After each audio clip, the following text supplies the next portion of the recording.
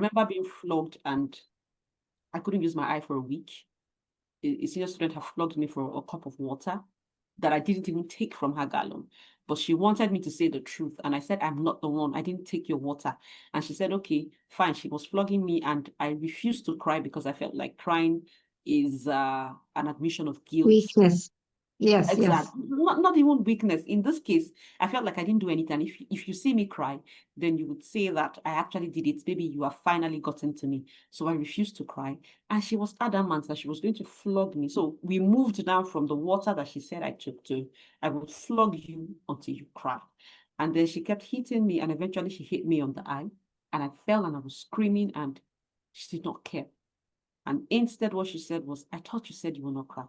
I thought you said you will not cry. And I was wailing. And when her classmates ran in and took the cane from her, saved me kind of, the first thing the person told me, the person who was kind enough to pull me away from her told me was, do not report her. So nobody is saying, what happened to your eye? Can you see? Can you use this eye?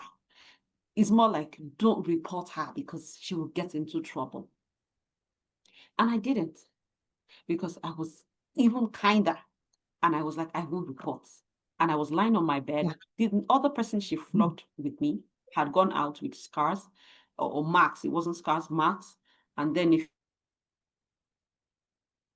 Oh, you cut out. A few of our classmates, I was in junior secondary 2. So let's say 2 had told a few of our classmates that, this person flogged. Can you hear me, Anne? That this person I can hear you. Flogged us, and they saw. Oh, you cut out again. Marks. They saw her marks in the hostel. She flogged her as in the hostel. So the Reverend sister in charge of our school had told them,